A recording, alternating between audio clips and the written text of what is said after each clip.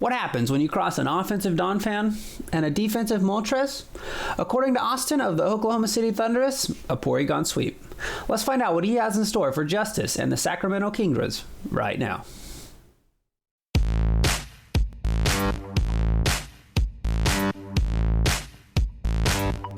Hello everyone and welcome to another Week 3 GSPL Team Builder. We did one with Harrison of the Miami Metagrosses, or Miami Metagross, I guess I should say. And now we're doing one with Austin of the Oklahoma City Thundurus for his game against the Sacramento Kingdras. Hi, Austin. Hey, how's it going? It's going all right. It's going all right. I'm excited for your team. I think you put a lot of work into it, it looks like. And I don't know, I love seeing all the interesting EV spreads, and we've got one here. So why don't you tell us, about the Pokemon you picked, why? Let's get into it. Well, obviously, first off, here we have Landorus. Mm-hmm. I'm surprised you're bringing him. I'm just kidding. It took me, at first I was like, what? And then I was like, oh, he's definitely being sarcastic. I expect people to, I imagine most people bring their tier 1s most weeks, so. But this is my first time bringing him as defensive and not offensive. Yeah. Usually you're running Life Orb, right? I think every other time you run Life Orb. I think so. Yeah. At least for sure week 1. Yeah. Okay, cool. So we have him max defense, and then I did that because I think I'm more scared of, he has a lot of physically attacking mons that I was worried about. Okay, and then I see you didn't put any into HP, actually. You put a bunch into special defense. Yeah, and then I made him enough speed to outspeed a max speed Tyranitar without a scarf. Okay. And then put the rest into special defense. Yeah. And then I see you've got you got the lefties, and then you've got U-turn, Earthquake, Knockoff, and Toxic. Cool. Yeah. So the plan, hopefully I can get some Toxics up and take some hits and then move around with the U-turn or do damage with the Earthquake. Mm-hmm. Cool. Okay. Who you got? Who's next? We got Moltres here next. He has the same speed as Landorus, so the same thing. Yeah. And then run him.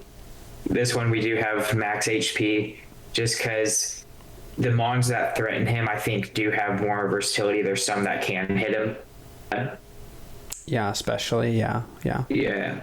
So I put that, and then the rest in defense, because I still am pretty worried about his physical, and he has obviously I don't want to putting this thing in against Tyranitar anyways, but no, you don't. Tyranitar would do a lot with Rock Slide and all that, but I ran so that's the spread, and then I got the heavy duty boots, because I'm assuming he's going to bring rocks, and if he does, I don't want to bring a Moltres into rocks. Yeah, no, that's fair.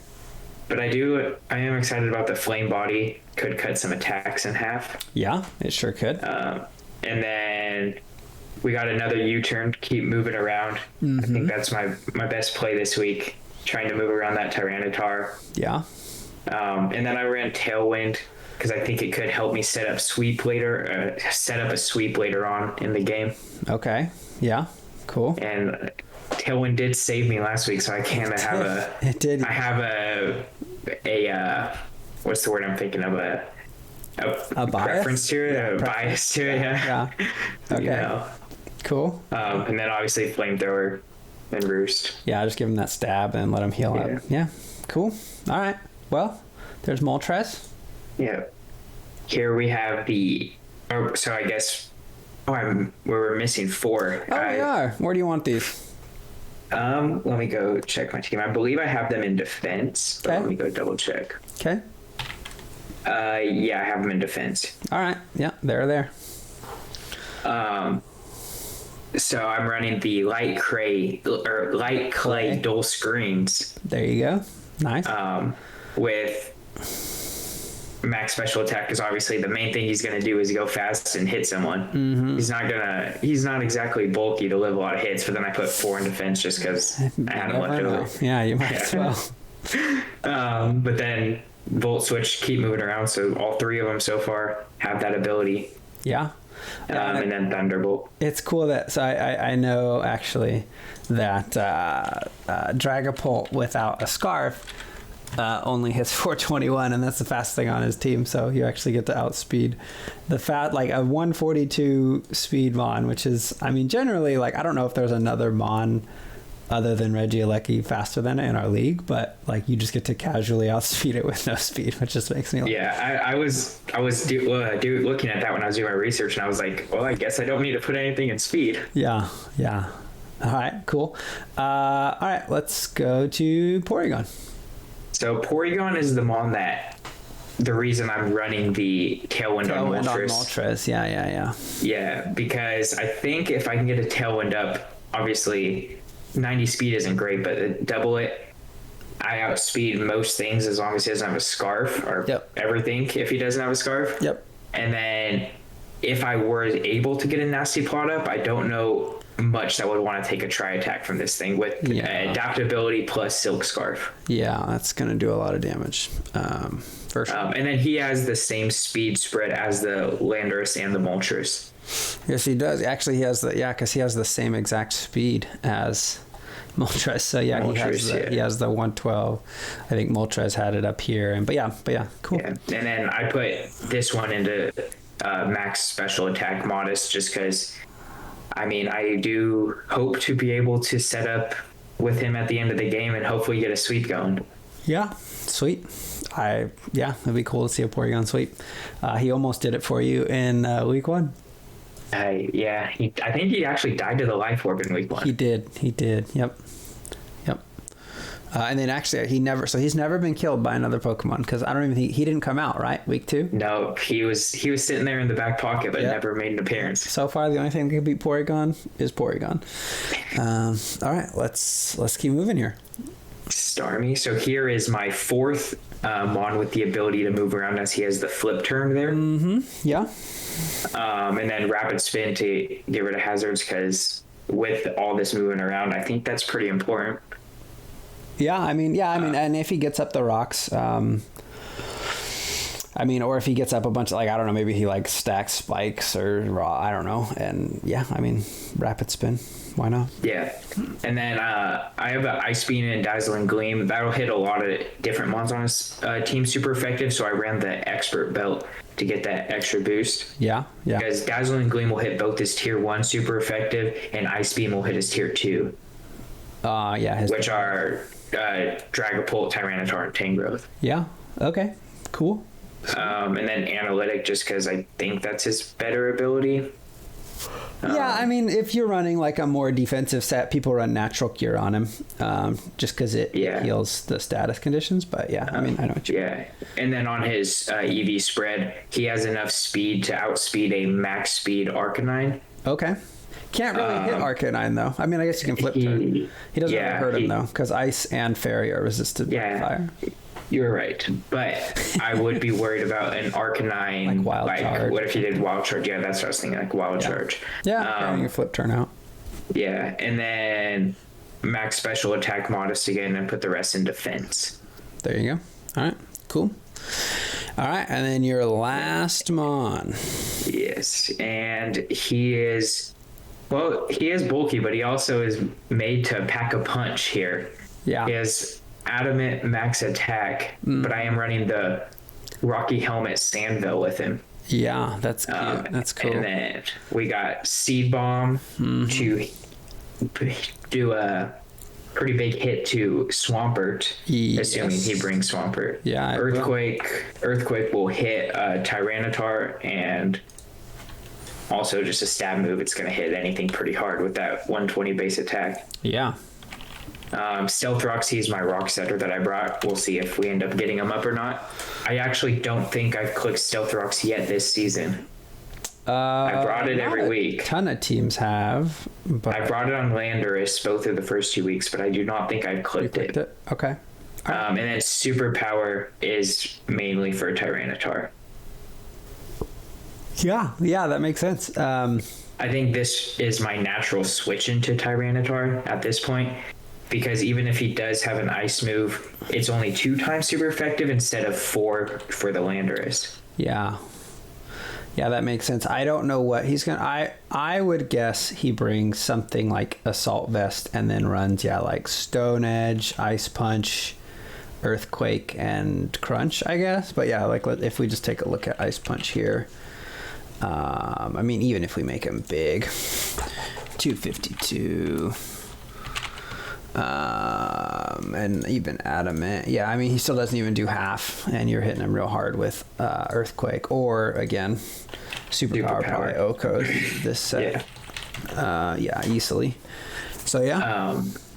Why did he bring in week 1? He had Ice Beam instead of Ice Punch. Because here, I'll show you why. It's actually, well, for one, his special attack isn't bad.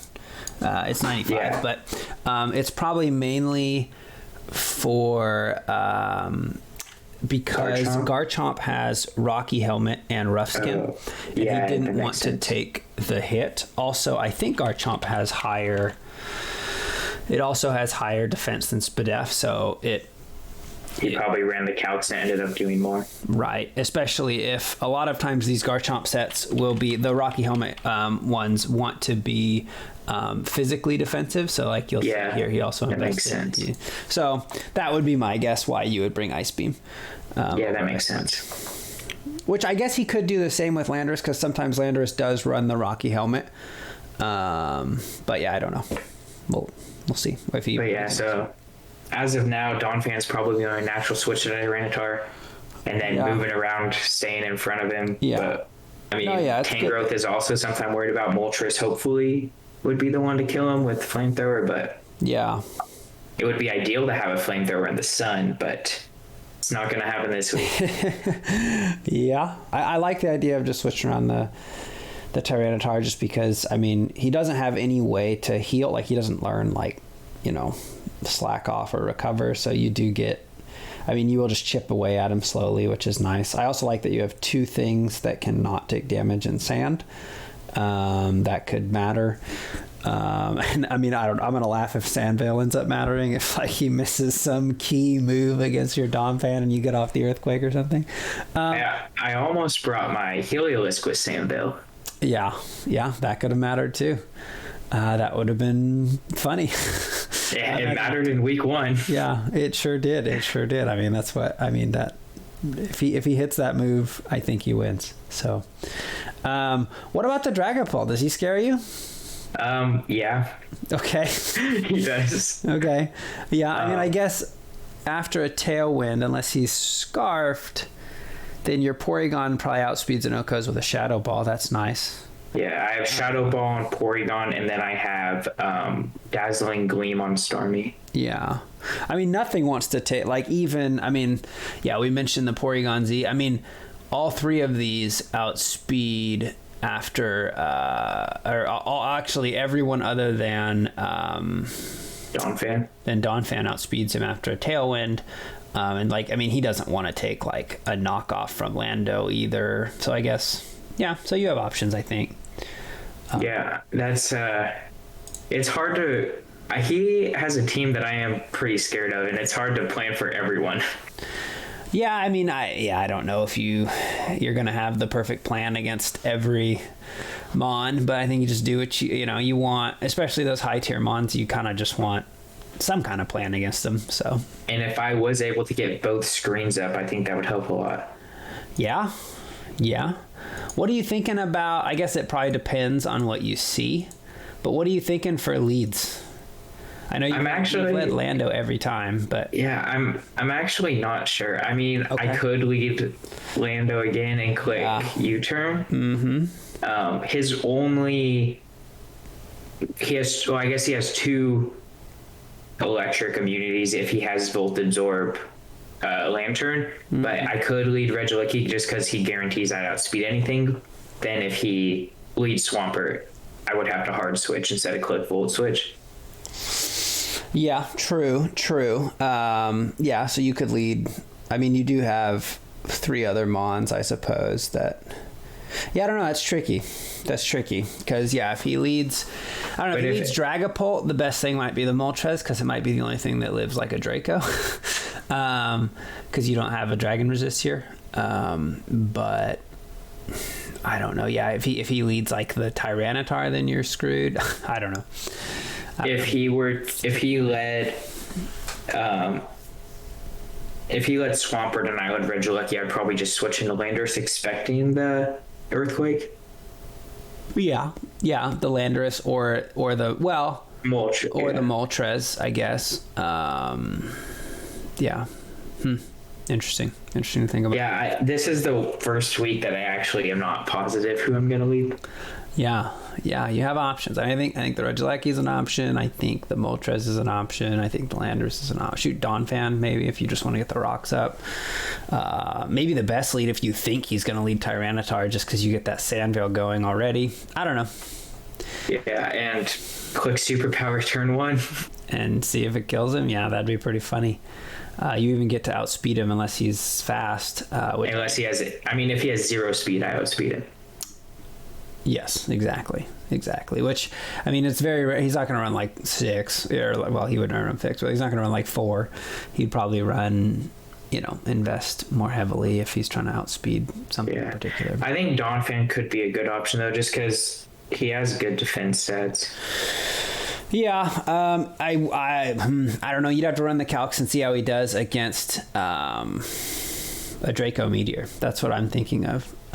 Just because I don't know. If I knew I had this big old fast Dragapult and, choice specs, Draco Meteor kills you every time. And so does Hydro Pump, but I don't know. I wonder let's see what he does against Reggie after the screens go up. So you've got, let's see, what's this thing at? He has 252 HP. 4 defense, doesn't matter.